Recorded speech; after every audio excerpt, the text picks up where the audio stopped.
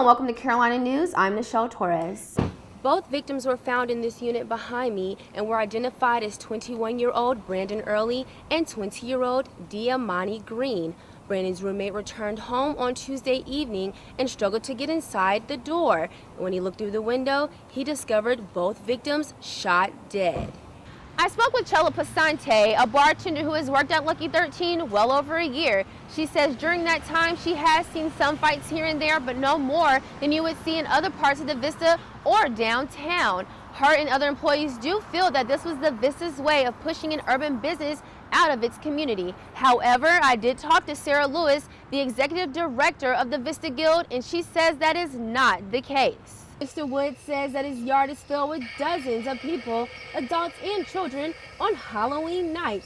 And if you haven't been here before, he says that you're in for a fun, exciting, yet thriller night. Several residents gathered in Copper Beach townhomes last night after news that 2 dead bodies had been discovered.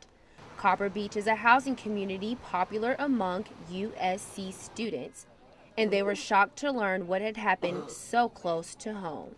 Very scared, honestly, just because, I mean, you never hear about someone dying and then it happens and it's just kind of, you know, it's very nerve-wracking is what it is. Richland County Sheriff's Department were on the scene and described what they saw. Just before 7 o'clock, Richland County Sheriff's deputies responded to 2 individuals that were inside of an apartment.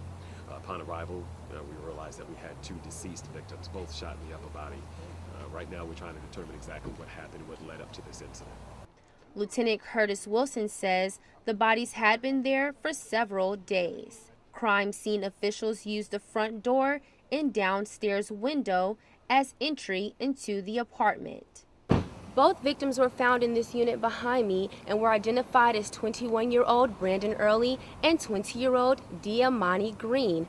Brandon's roommate returned home on Tuesday evening and struggled to get inside the door. When he looked through the window, he discovered both victims shot dead.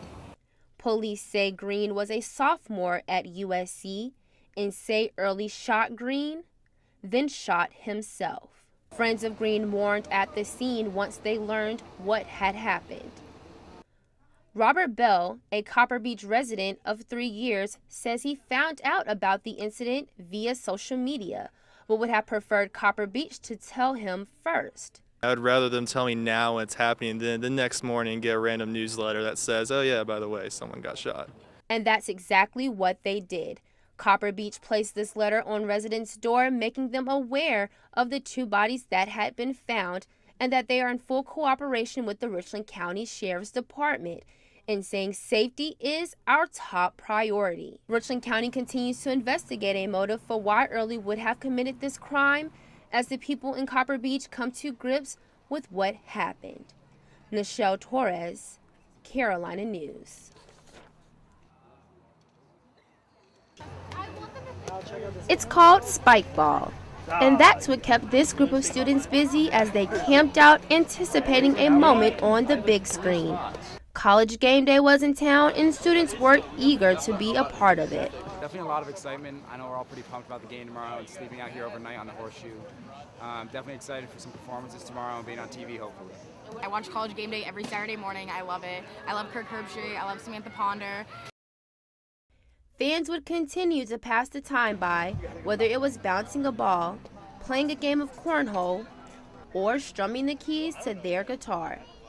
For one of ESPN's flagship programs, a strong turnout was expected, and soon an empty pit would be full of screaming fans.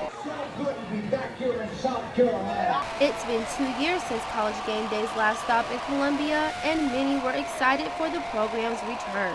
It's been a blast, honestly. Me and my friends were so excited for it. We had to get up and stay up all night and stuff.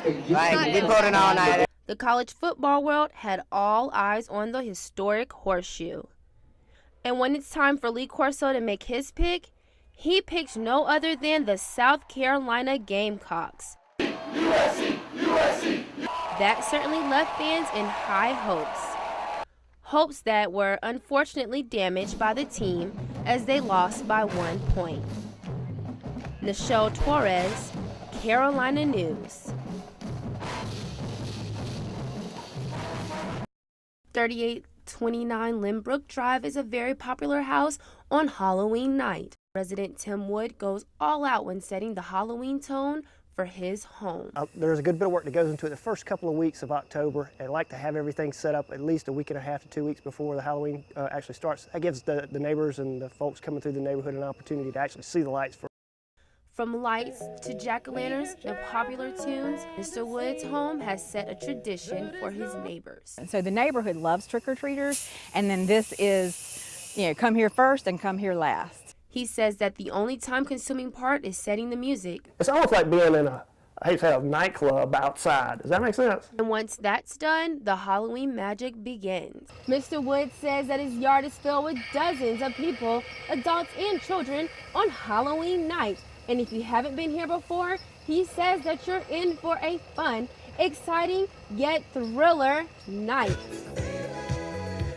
Mr. Wood says this is something he looks forward to every year. It's like a hobby of mine.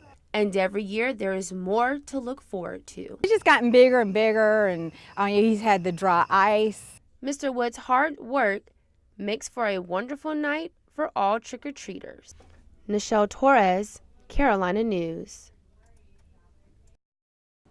When someone mentions Duke University, the first thing that comes to mind are maybe the Blue Devils basketball or their international recognized medical school. But what about lemurs? That's right, lemurs. Our Sophania Stevenson went to Duke to see why they are so interested in the leaping creatures. A family right here in the Midlands is pushing to raise the final amount of $300,000 to save their daughter's life in 1 year. Kara and Glenn O'Neill's goal is to raise $1.8 million to fund a clinical trial. Just a few weeks ago, our Laura Smith went to Eliza O'Neill's 5th birthday party, and since the birthday, they have reached their goal. Welcome back. Unique little stores are popping up all over the place, especially during the holidays. Ashley Dyer has more on the story.